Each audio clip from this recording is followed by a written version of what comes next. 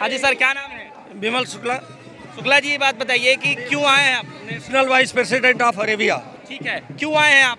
यहाँ पर हमारी जो डिमांड है, सर्वप्रथम तो हम ग्रामीण बैंक कर्मचारी हैं। अच्छा, यहाँ पर 42 करोड़ हमारे ग्राहक हैं पूरे देश में, और ग्रामीण बैंकों के 42 करोड़ ग्राहक हैं। 9 लाख करोड़ हमारा बिजनेस है जो गांव में फैला हुआ है, गरीबों के बीच में फैला हुआ है। सरकार उसको अप्रत्यक्ष रूप से प्राइवेट सेक्टर में जाने के लिए आईपीओ लॉन्च कर रही है। हम उसके विरोध में तथा ग्रामीण बैंकों में जो कमियां हैं, वो चाहे इंफ्रास्ट्रक्चर की हो, चाहे हमारी मैन पावर प्लानिंग की हो, चाहे जो भी हो, उसको सुधारने के लिए हम सरकार से मांग करने के लिए आए हैं। ये हमारा चौथा कार्यक्रम है जो यहाँ पर हम धरना दे रहे हैं। अगर ये हमारी मांगे नहीं पूरी करते हैं तो 23 सितंबर को अखिल भारतीय स्तर पर हम लोग हड़ताल पर चले जाएंगे। शुक्ला जी, एक बात बताइए, प्राइवेटाइजेशन से क्या तकलीफ है, क्यों? देखिए, ये तो जन सामान्य से कोई भी आदमी प्राइवेट होगा वो अपने लाभ के लिए काम करता है, जनहित के लिए नहीं काम करता है। कोई भी संस्था प्राइवेट हो जाएगी तो जन सामान्य जो 80% हमारी गांव की जनसंख्या गरीब है, उसकी सेवाएं बंद हो जाएंगी, उसके स्तर से बाहर हो जाएगी। जिस प्रकार से आप देख रहे हैं, कोई भी प्राइवेट स्कूल हो, कोई भी प्राइवेट चिकित्सालय हो, कोई भी प्राइवेट कंपनी हो, कहते सुविधाएं बढ़ जाती है प्राइवेट होने से। ये उन्हीं लोगों के लिए बढ़ती है जो पैसे वाले होते हैं। आप कोई भी खाता खोलने अगर किसी प्राइवेट बैंक में जाएंगे तो वहाँ 5,000 10,000 का मिनिमम बैलेंस है। हमारे यहाँ रिक्शा चलाने वाला, ऑटो चलाने वाला, गांव में 150 की मजदूरी करने वाला 5,000 10,000 से खाते कहाँ से खोलेगा? तो सुविधाएं उन्हीं के लिए बढ़ती हैं। जैसे आप देख रहे हैं, किसी भी प्राइवेट अस्पताल में चले जाइए, सुविधाएं उन्हीं के लिए। जो पैसा है, आप वेदांता कहीं भी जाइए, तो उसी तरीके से इसका जो पूंजीपतियों को सौंपने का जो अप्रत्यक्ष साजिश है, उसके खिलाफ हम गरीबों के हित के लिए आज नई दिल्ली के सड़कों पे आए। लेकिन प्राइवेटाइजेशन को लेकर ये भी कहा जाता है कि जब हो जाएगा तो बैंक जो है स्वतः ही जो है आर्थिक मजबूत हो जाएगा, सरकार पर लोड यही सरकार का लोड होता कहाँ है? सरकार जो है कभी अपने प्रॉफिट के लिए काम नहीं करना चाहिए। सरकार जो है जनहित के लिए होती है। जो सोशल रिस्पॉन्सिबिलिटी है उसी को भी सरकार को करना चाहिए। प्रॉफिट का काम करना औद्योगिक घराने का है। लोड कम करने का मतलब अप्रत्यक्ष रूप से यह है कि हम जनहित के कामों से दूरी बना रहे हैं। लोड तो जनहित के लिए है। अगर हम शिक्षा देते हैं गरीबों को, हम मेडिकल देते हैं गरीबों को, हम रेलवे देते हैं गरीबों को, तो वहाँ पर हमें प्रॉफिट नहीं मिलता। अगर हम वहाँ से भागेंगे तो इसका मतलब है कि हम अपने गरीब जनता से, जो हमारी 80% है, उससे हम भाग रहे हैं। और जो धनी लोग हैं 10% जो देश पे राज करना चाहते हैं, उनके हितों में ये कदम उठाया जा रहा है। तो क्यों आपको नहीं लगता है कि प्राइवेट करने के लिए जो है सरकार कुछ सोच समझ के लाई होगी, कुछ इसके फायदे भी हो सकते हैं? नहीं, इस समय सरकार की अपनी सोच बंद हो गई है। इस समय पूंजीपतियों का, ब्यूरोक्रेसी का एक गठजोड़ है, जिसमें चंद पूंजीपति और चंद ब्यूरोक्रेट्स मिलकर के इस देश को चला रहे हैं। इसमें भी खेल हो रहा है। इसमें खेल हो ही नहीं रहा, यही हो ही रहा है। और देख लीजिए, पैसे का प्रयोग हर जगह चुनी हुई सरकारों को भंग करने में, तमाम ऐसे कार्यों में करने में ये पैसे लगाए जा रहे हैं। और आप ये बता लीजिए कि जब हमारे पास से इतना सारा टैक्सेशन से आमदनी हो रही है, हर बार कह रहे हैं कि हर महीने हमें 1.5 लाख करोड़ मिल रहा है, तो हम जनहित के कल्याण को, सोशल वेलफेयर को क्यों ना करें? और चूंकि हम लोग ग्रामीण क्षेत्रों से गरीबों का प्रतिनिधित्व करते हैं, इसलिए उनके लिए हम लोग कार्य कर रहे हैं। हाँ जी, क्या इसमें तकलीफ है प्राइवेटाइजेशन होने से?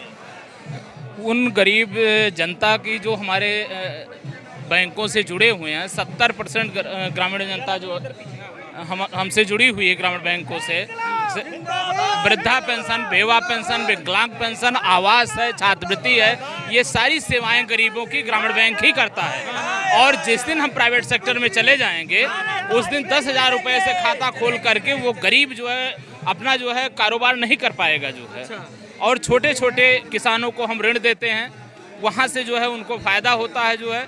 तो 70% आबादी पे हमारी ग्रामीण बैंक की जो है वो स्थापना है। एक तरह से हम उस पर जो है काबिज हैं, हम उनका काम करते हैं।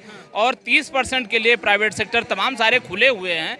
तो ऐसे जो है ग्रामीण बैंकों को प्राइवेट करने का क्या औचित्य है? मुझे तो नहीं लगता कि जो है कोई औचित्य है गवर्नमेंट का। लेकिन सारी चीज़ों को अगर प्रॉफिट से जोड़ा जाएगा तो फिर गवर्नमेंट का मतलब क्या है? देश को प्राइवेट कर देना चाहिए जो है, खुलेआम जो है सारे लोगों को प्राइवेट करके जो है जो छोटे छोटे जो है गरीब हैं, मजदूर हैं, किसान हैं, बेरोजगार हैं, असहाय हैं, उनके लिए हम काम करते हैं जो है।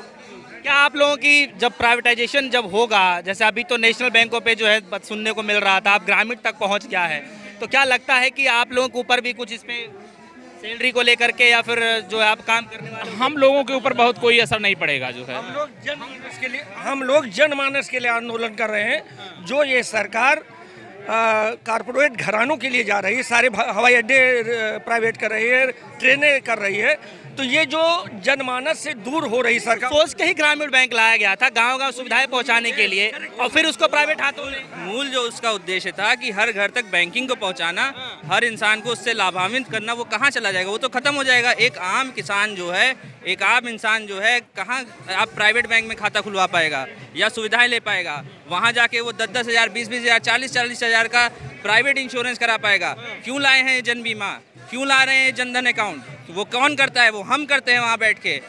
अपना वो पेंशन लेते हैं सब लोग, सांसद विधायक। अपनी बंद नहीं करी, हमारी बंद कर दी गई।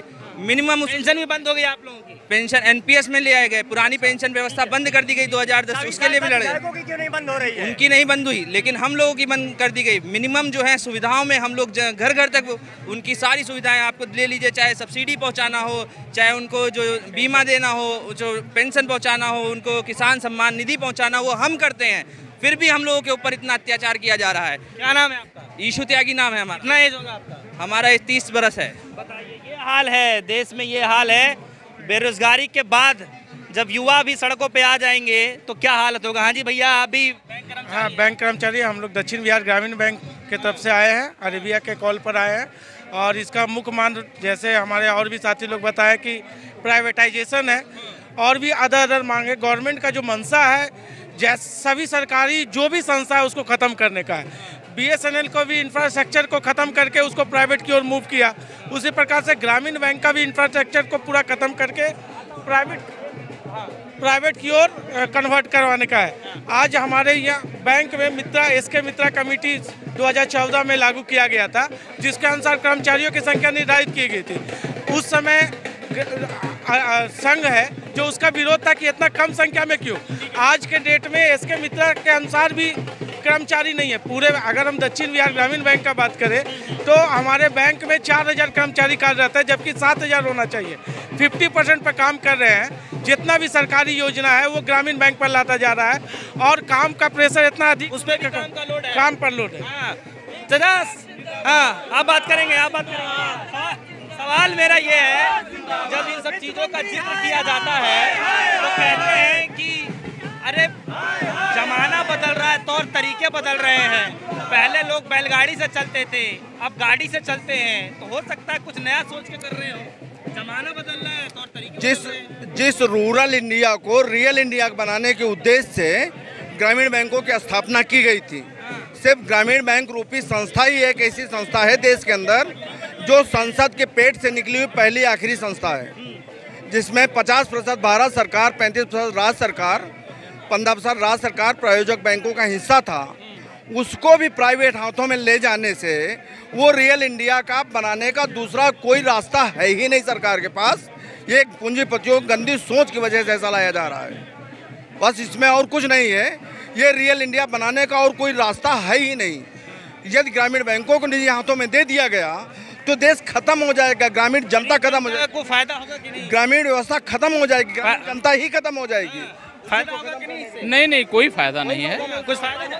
नो फायदा नहीं। फायदा होता तो आप ये देखिए, ये लोग ऐसा निकालिए, ग्रामीण क्षेत्र में ऐसा कितना व्यक्ति है जिसका प्राइवेट बैंक में खाता होगा? आप एक डाटा निकालिए। और ग्रामीण क्षेत्र में जो बहुत सारे लोग ठेपा लगा के पैसा निकालते हैं, वो कितना जाके प्राइवेट बैंक में सक्सेस सर्वाइव कर पाएंगे? क्या प्राइवेटाइजेशन इस बात को सहमत करेगा? प्राइवेटाइज बैंक में आप लोग बताइए, प्राइवेट बैंक में कितनी ग्रामीण क्षेत्र है या फिर थोड़ा कम पढ़े लिखे जो साक्षर है वो जाके अपना खाता चला सकते हैं? मिनिमम 10,000 या 5,000 का बैलेंस मेंटेन कर पाएंगे? हमारे यहाँ 0 बैलेंस पे खाता होता है, उसका बाहर से कोई परिवार का कमाने गया है, 1000 रुपये भेजता है, हम लोग 1000 रुपये उसको देते हैं। एज ATM हम लोग सर्विस देते हैं। इंटीरियर मतलब समझिए कि एकदम इंटीरियर गांव में जहां पे जाने के लिए सड़कें नहीं है, वहां पे जाके हम लोग सर्विस देते हैं और लोगों को खुश करते हैं और उन लोगों को मतलब हर जरूरत का सामान पूरा करते हैं। कहाँ से आए? बिहार से। भारत सरकार जिस तरह गरीबों के बारे में कुछ नहीं सुन रही है, सिर्फ ये सूट बूट की सरकार बनकर रह गई है। इनको न गरीबों से मतलब है, न उनके परिवार से मतलब है, न उनके बच्चों की शिक्षा से मतलब है। अभी देखिए उन्होंने सभी फोर्स को अग्निवीर में 4 वर्ष के लिए तब्दील कर दिया। अगर यही है तो अपनी भी सर्विस क्यों नहीं 5 साल के लिए तब्दील कर रहे हैं? 5 साल करे फिर घर बैठे, बाकी को मौका दे। अब ये बताइए, जो अपने देश के लिए जान देने के लिए तैयार है उसको आप 4 साल की सर्विस देके बाहर कर दे रहे हो।